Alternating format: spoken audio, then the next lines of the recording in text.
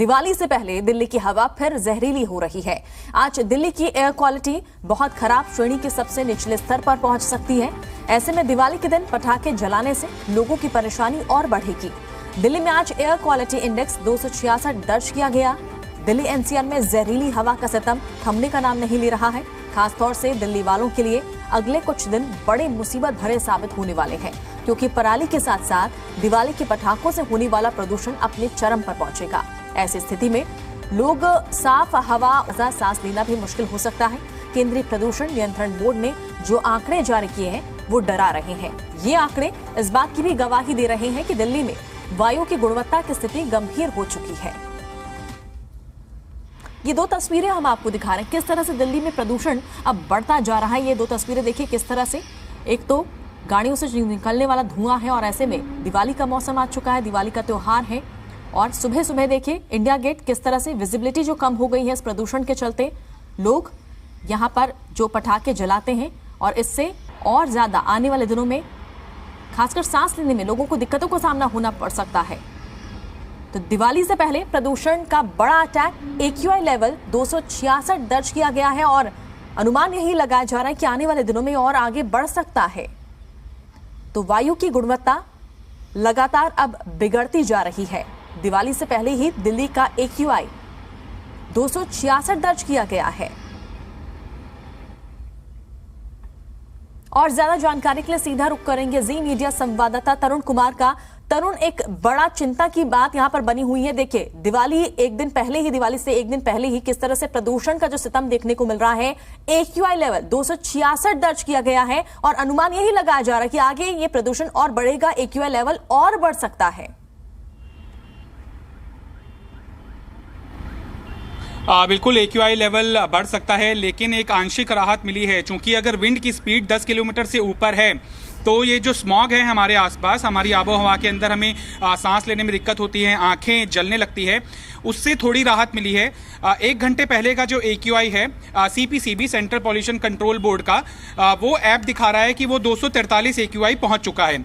दिल्ली के अंदर अलग अलग एजेंसी मॉनिटरिंग करती है। CPCB जो सेंट्रल एजेंसी है जो कि एयर पॉल्यूशन की मॉनिटरिंग करती है, वो 36 जगहों पर तय करती है कि यहाँ पर इस समय क्या स्थिति है AQI की। तो जो सबसे बदतर स्थिति है वो आनंद विहार बस टर्मिनल की बनी हुई है, जो इस समय औसत है दिल्ली का 243। ये पुअर की कैटेगरी का AQI है।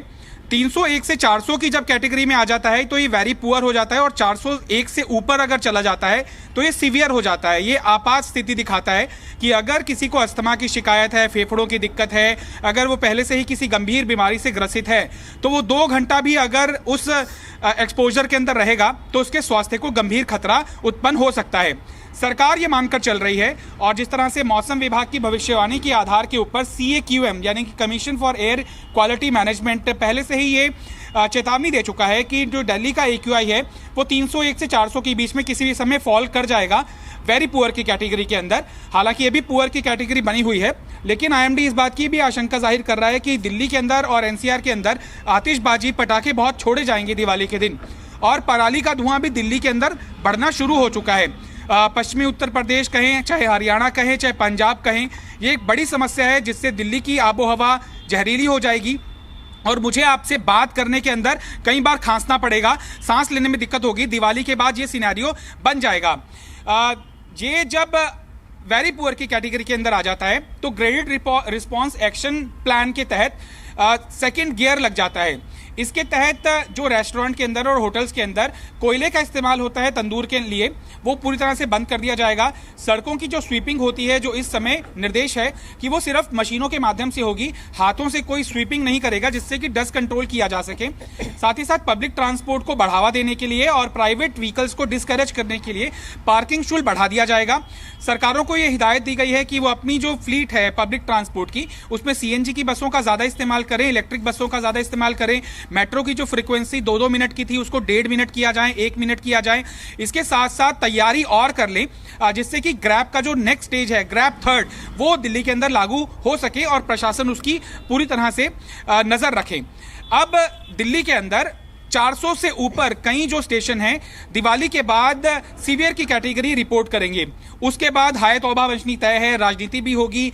दिल्ली सरकारी तोहमत लगाएगी कि लोगों ने सहयोग नहीं दिया।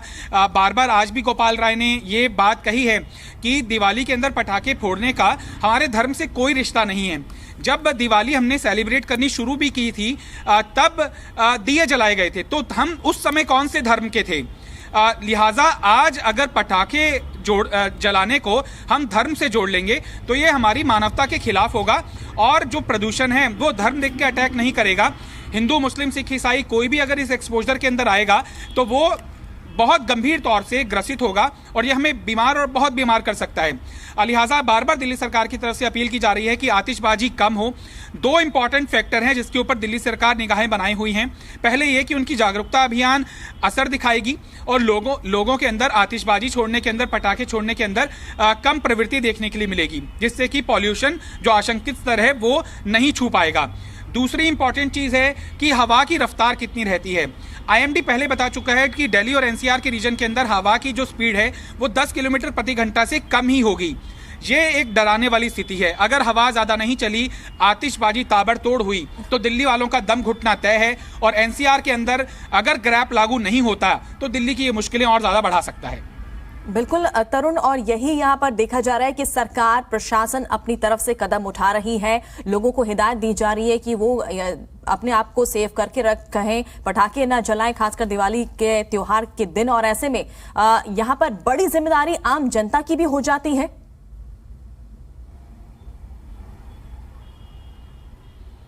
बिल्कुल, दिल्ली के अंदर आपने देखा होगा कि एक बार 3 बार हालांकि इंप्लीमेंट हो चुका है, ऑड और इवन। पहली बार इसकी बड़ी सफलता देखने के लिए मिली थी, वो पब्लिक कंट्रीब्यूशन ही था, जागरूकता ही थी। लोग कार पूलिंग कर रहे थे, लोग ज्यादा से ज्यादा पब्लिक ट्रांसपोर्ट का इस्तेमाल कर रहे थे। उनको पता था कि अगर हम सरकार का साथ नहीं देंगे तो कोई भी योजना सफल नहीं हो सकती है। हालांकि दिल्ली के अंदर अभी पब्लिक ट्रांसपोर्ट इतना स्ट्रेंथन नहीं हुआ है कि प्राइवेट वाहनों को पूरी तरह से ऑफ रोड कर दिया जाए। ऐसे में हाहाकार मच सकता है, इसलिए सरकार मजबूर है कि वो ऑड इवन लागू करने की स्थिति में नहीं है। बार बार इसीलिए जनता से अपील की जा रही है कि ऑड इवन लागू करने के लिए सरकार को विवश वो ना करें। इसीलिए ज्यादा से ज्यादा पब्लिक ट्रांसपोर्ट का इस्तेमाल करें। दिवाली के ऊपर दिए जलाएं, रोशनी फैलाएं, और रोशनी पटाखों से ज्यादा दिए से उत्पन्न होती है।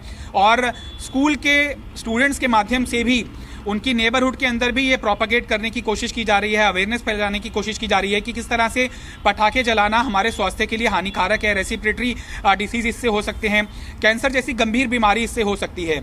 अब देखना होगा कि सरकार का जागरूकता अभियान कितना जोर दिखाता है और लोग कितना उसको इम्बाइब करते हैं। पब्लिक पार्टिसिपेशन अगर नहीं हुआ तो हमें सबको इसका नतीजा भुगतना पड़ेगा। फिर सरकारें भी पूरी तरह से अपने हाथ खड़े कर देगी। फिर इंतजार किया जाएगा एक के बाद एक मौत का, एक के बाद एक बीमार होने का। कोरोना के वक्त भी हमने सरकारी नियमों का पालन किया था, लिहाजा इस बार भी जरूरी हो जाता है कि सरकार का सहयोग जनता करे, समाज करे। और अगर वो नहीं होता हुआ दिखाई देता तो इसका नतीजा सभी को भुगतना होगा।